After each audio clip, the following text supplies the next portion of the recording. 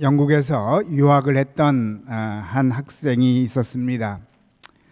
하숙집에 머물고 있었는데 그 하숙집을 드나들던 한 할아버지로부터 흥미로운 이야기를 듣곤 하였습니다. 할아버지는 자주 내가 세상 역사의 흐름을 바꿔놓은 사람이야 말씀하였다고 합니다. 학생이 할아버지에게 어떻게 세상 역사를 바꿔놓으셨냐고 묻자 할아버지는 제1차 세계대전에 참전했었던 이야기를 하기 시작합니다. 당시 할아버지는 독일군 군인 하나를 잡았는데 할아버지의 임무는 또 다른 군인과 함께 그 포로를 후방으로 보내는 것이었습니다. 이송 도중에 한 오두막에 들어가서 밤을 보내게 되고 포로는 묶어놓고 할아버지와 또 다른 군인이 교대로 보초를 서게 되었습니다. 할아버지는 잠깐 졸았는데 졸다 보니 독일군이 줄을 풀고 뚝을 넘어 도망가는 것이 어스름한 달빛 아래 보였습니다. 할아버지는 바로 총을 들고 조준해 봤습니다. 총을 쏠 수 있는 거리였습니다. 그러다 에이, 우리끼리 모른 척 하면 되지. 그냥 살려주자. 그리고 나서 내가 한 사람 인생 살렸다 생각하며 이 사람에게 관련된 문서를 확인합니다.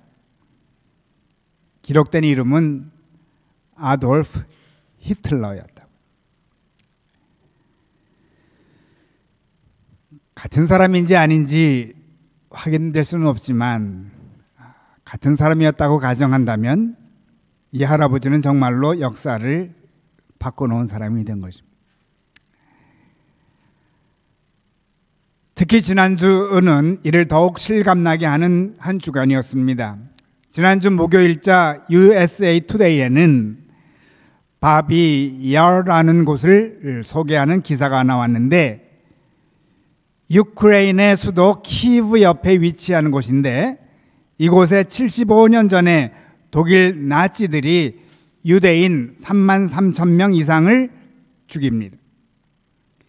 9월 29일이 학살을 시행한 날인데 3일 전 도시 곳곳에 다음과 같은 포스터를 붙였습니다. 모든 유대인들은 9월 29일 오전 8시까지 비스코브 공동묘지 앞 거리에 집합하라. 모든 서류와 돈과 값진 물건과 그리고 옷들을 가지고 오라. 이 명령을 따르지 않는 사람들은 발견되는 곳에서 사살될 것이다. 아울러 유대인들이 살던 집에 들어가거나 그들의 물건을 탈취하는 사람들도 사살될 것이다. 사실 나치들은 약 5-6천 명의 유대인들만 나올 줄 알았습니다. 그러나 33,000명 이상이 모였습니다. 이유는 학살당할 것을 예상치 못했습니다. 멀리 이주시킬 줄 알았다고 합니다. 나치들은 순식간에 3만 명을 학살하고 그러니 정말로 이 할아버지는 어떻게 보면은 역사를 바꿔놓은 사람임에는 틀림이 없을 줄로 합니다. 근데 정말 이 할아버지가 역사를 바꿔놓았을까요? 이 할아버지가 히틀러를 사살했더라면 또 다른 히틀러가 나오지 않았을까요? 참 역사를 바꿔놓는 일은 총에 있지 않고 다른 무엇에 있음을 오늘 본문 말씀을 상고하며 은혜를 나누고자 합니다. 1절 말씀. 그 후에 유대인의 명절이 되어 예수께서 예루살렘에 올라가시니라. 제가 한두 차례 말씀드렸는데 또 새로 오신 교우님들도 계시니 다시 말씀드리면 유대인의 명절은 세 가지가 있죠. 유월절, 오순절, 초막절. 1년에 3번 장정들 특히 남자들은 예루살렘에 올라와서 예배를 드리게 됩니다. 1년에 3차례 예루살렘으로 향하게 되어 있습니다. 요즘처럼 자동차를 타고 갔겠습니까? 모든 사람들이 나귀를 타던가 걸어서 갑니다. 이처럼 예루살렘으로 가는 길은 걸어서 가는 사람들로 인산인해를 이루곤 하였습니다. 예수님도 장정의 한 사람으로서 명절을 맞이해서 예루살렘에 오신 것입니다. 예루살렘에 도착하면 제일 먼저 가는 곳은 당연히 예루살렘 성전입니다. 그런데 주님은 왠지 먼저 다른 곳으로 향하신 것 같습니다. 어디로? 2절 말씀. 예루살렘에 있는 양문 곁에 히브리 말로 베데스다라 하는 못이 있는데 거기 행각 5이 있고, 주님은 성전이 아니라 베데스다 못으로 향하셨습니다. 왜? 먼 길을 오셨으니 손을 씻고 쉬시려고? 3절 말씀. 그 안에 많은 병자, 맹인, 다리 저는 사람, 혈기 많은 사람들이 누워 물의 움직임을 기다리니, 쉼이 그리워서 찾아오신 것이 아닙니다. 왜냐하면 그곳은 걷지 못하는 병자들로 가득 차 있는 곳입니다. 그곳에서 어떻게 쉼을 누릴 수가 있겠습니까? 주님께서 그곳을 찾으신 이유는 다른 이유가 있을 줄로 압니다. 유대인의 명절은 말씀드린 대로 걷는 자들의 명절입니다. 수많은 사람들이 방방곡곡에서 걸어서 예루살렘으로 찾아옵니다. 걷지 못하는 자들은 아예 처음부터 명절은 더욱 괴로움이 더하는 절기입니다. 곧 걷는 자들의 축제라고도 말할 수 있는 정도입니다. 그러니 주님은 이 축제의 절기에 더 괴로워하고 있는 자들을 찾아가신 거죠. 많은 사람들은 성전으로 향하는데 주님의 마음은 성전보다 베데스다 못으로 끌린 것입니다. 근데 왜 하필 베데스다 못에 그 많은 사람들이 모여 있었을까요? 4절 말씀. 이는 천사가 가끔 못에 내려와 물을 움직이게 하는데 움직인 후에 먼저 들어가는 자는 어떤 병에 걸렸든지 낫게 되밀어라. 주님은 못에 가까이 오시자마자 크게 실망하셨을 것입니다. 모두가 눈을 부릅뜨고 먼저 언제 물이 움직이나 뚫어지게 쳐다봅니다.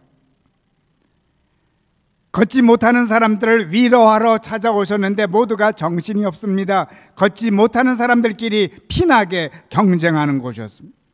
걷는 사람들보다 더 피나게 싸우고 있었습니다. 그들은 누가 베데스다를 찾아오는 데는 관심이 없습니다. 한 사람이라도 더 오면 경쟁의 대상이니 좋을 리가 없습니다.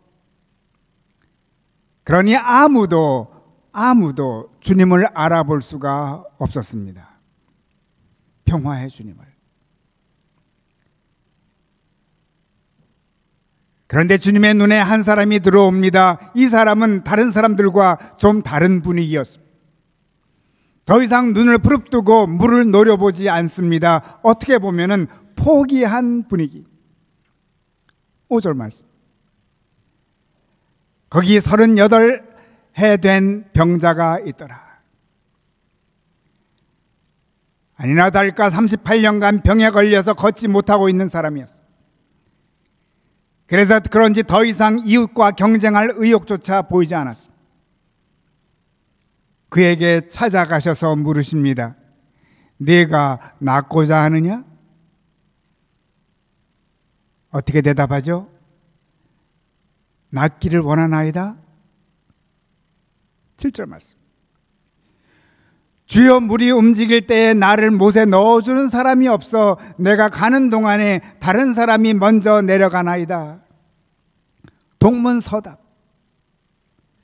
주님은 낫기를 원하느냐 물으셨는데 그의 답변은 낫기를 원한다는 답변 대신에 자신의 속마음을 내어놓습니다. 누군가 자기를 다른 병자들보다 먼저 넣어줄 사람을 찾고 있었던 것입니다. 그러니 그는 다른 사람들과는 한 가지 다를 수밖에 없었습니다. 그는 누군가를 기다리고 있었습니다. 자기를 못에 던져줄 한 사람을. 그런데 예수라는 사람이 자기 앞에 나타난 것입니다. 이에 주님이 어떻게 반응하시나요? 8절 9절 말씀. 예수께서 이러시되 일어나 내 자리를 들고 걸어가라 하시니 그 사람이 곧 나아서 자리를 들고 걸어가니라. 그는 그토록 걷고 싶었는데 38년 만에 걷게 됩니다. 그동안 가보고 싶은 수많은 곳을 찾아가기 시작했을 것입니다. 물론 제일 먼저는 예루살렘 성전을 찾아가 보았을지도 모릅니다. 그리고는 그 후로는 명절 때면 순례자가 되어서 예루살렘을 매해 3번 찾아왔을 것입니다.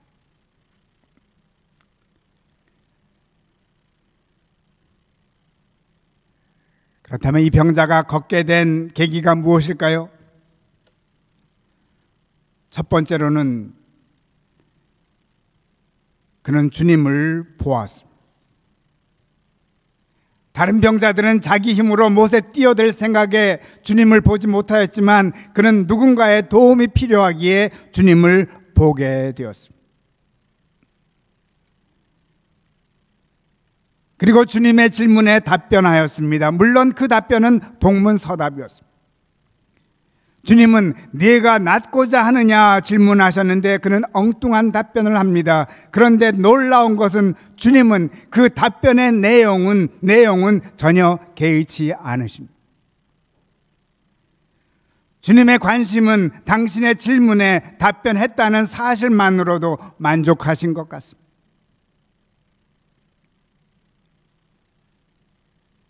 평화의 왕된 주님은 정답을 원하시는 것이 아닙니다. 정답은 내 낳고자 하는 거였겠죠. 평화의 길은 답변의 내용이 아니라 주고받는 대화 자체였던 것입니다. 그래서 그에게 말씀하신 것입니다. 일어나 네 자리를 들고 걸어가라.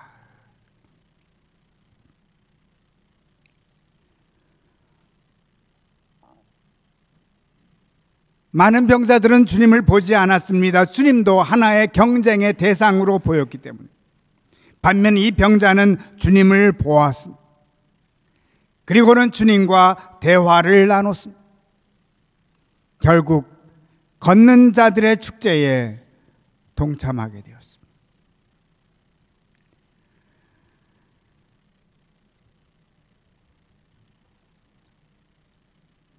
생각해 보십시다. 만일 주님께서 병자의 정답을 듣고 고쳐주셨더라면 세상 역사는 어떻게 되었을까요? 우리들 정답 좋아하지 않습니까? 사실 많은 병자들이 못에 더 일찍 들어가려고 경쟁을 하고 있었죠. 힘의 경쟁을 하고 있었던 것입니다. 한편 주님께서 정답을 원하셨더라면 지식 내지 지혜의 경쟁 세계를 새롭게 열게 됐을 것입니다. 주님도 힘의 경쟁 위에 지식 내지 지혜의 경쟁을 불러일으키는 장본인이 되었을 것입니다. 그러나 주님은 힘의 경쟁과 지식의 경쟁을 한순간에 물거품으로 만드셨습니다.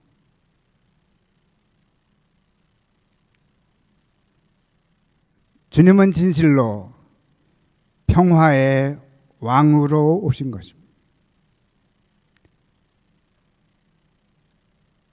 주님이 계신 곳에는 힘의 경쟁이 사라집니다. 지식과 지혜의 경쟁도 사라집니다.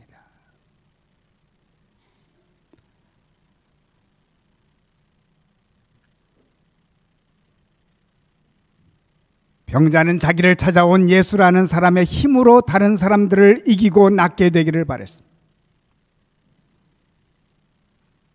그러나 평화의 왕으로 오신 주님은 그것도 또 다른 힘의 경쟁을 일으키는 것임을 너무도 잘 아셨습니다.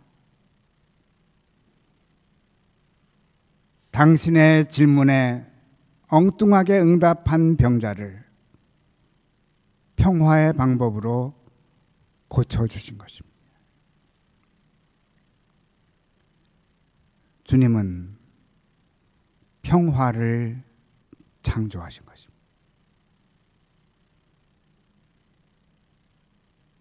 주님의 평화가 임하였을 때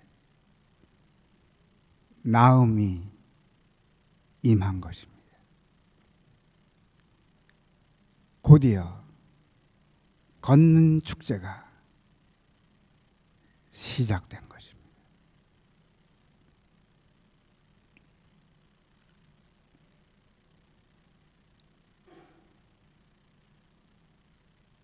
이 놀라운 평화의 축제에 누가 초대받을까요? 먼저 평화의 왕으로 오신 주님을 보는 자들입니다. 그리고 주님의 질문에 엉뚱당뚱한 대답이라도 하는 자들입니다. 그리스도의 평화가 이들을 통하여 온 세상에 퍼집니다. 그러나 어떤 사람들은 대답을 하지 않습니다. 정답을 찾아 헤매고 있기 때문에.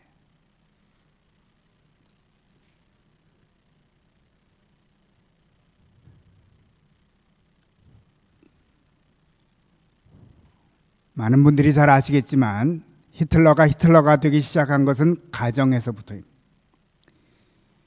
길게 설명해 드릴 시간은 없습니다. 아버지는 히틀러의 이름조차도 부르지 않았습니다. 아들의 이름을 부르는 대신에 휘파람을 불었습니다. 히틀러는 이름 없이 성장한 병자였던 것입니다. 이 병자 앞에 주님이 서지 않으셨을까요? 당연히 서셨습니다. 그리고 주님은 분명히 말씀하셨을 것입니다. 네가 낫고자 하느냐? 히틀러는 대답을 안 하는 것입니다. 히틀러는 어려서 캐톨릭 교회를 다녔고 얼터보이도 하였습니다. 얼터보이를 하였지만 그는 얼터보이를 하면서 그의 마음에는 더욱 유대인을 향한 증오가 가득 찼습니다. 이유는 자기를 괴롭히는 아버지의 아버지, 곧 친할아버지가 유대인임을 알았기 때문에. 아버지에 대한 증오를 유대인으로 돌린 것입니다. 이처럼 유대인에 대한 증오심을 안고 얼터보이를 하는 히틀러 앞에 주님은 서서 분명히 말씀하셨을 것입니다. 네가 낫고자 하느냐? 그러나 그는 대답하지 않았습니다.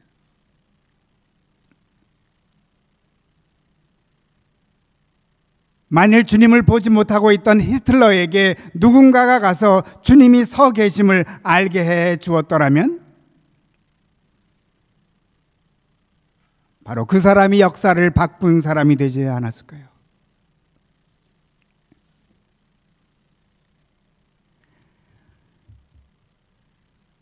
그런데 이제 와서 75년 전의 역사를 되돌릴 수는 없습니다.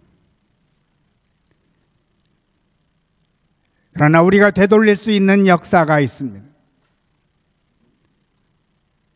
앞으로의 75년의 역사입니다.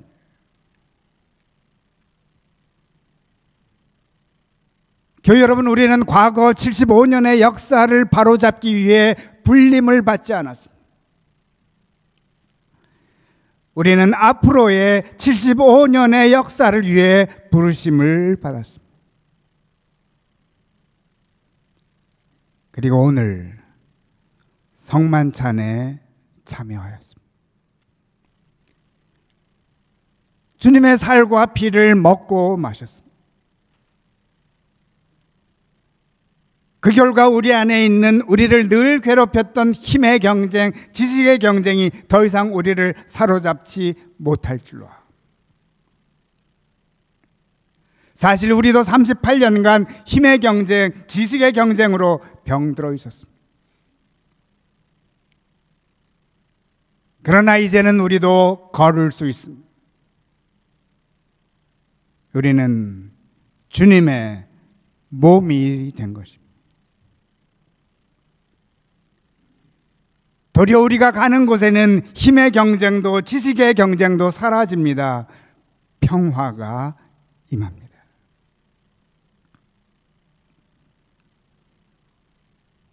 그러므로 사랑하는 교회 여러분, 38년간 힘의 경쟁, 지식의 경쟁에 병들어 있는 것을 찾아가십시다.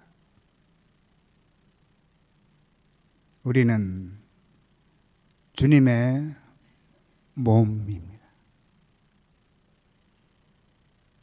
평화의 왕이 함께 하십니다.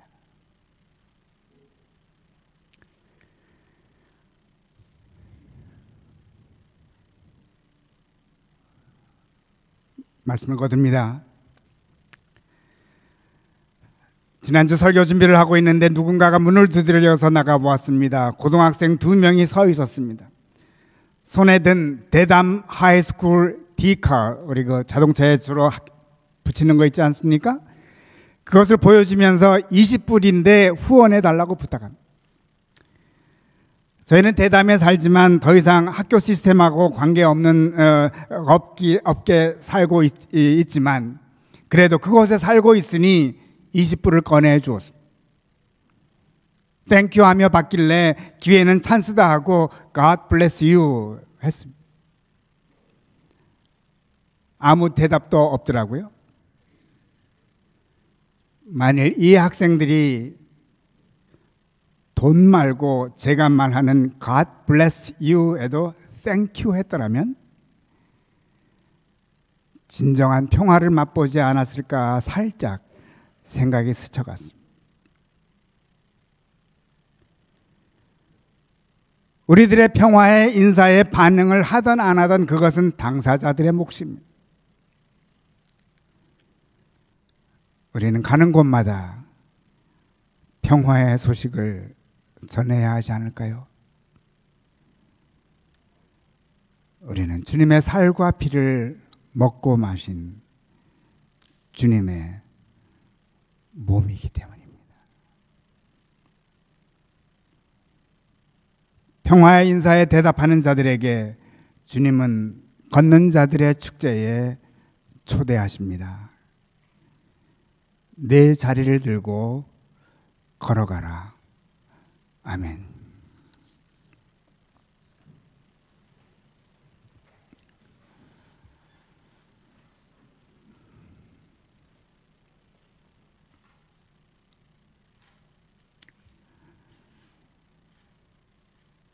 온 세상은 유대인을 향한 홀로코스트가 아직도 계속되고 있음을 느끼며 저희들은 살고 있습니다. 그러나 주님, 저희들에게 당신의 살과 피를 허락하여 주시고 저희들을 주님의 몸으로 삼아 주시오니 진실로 감사합니다.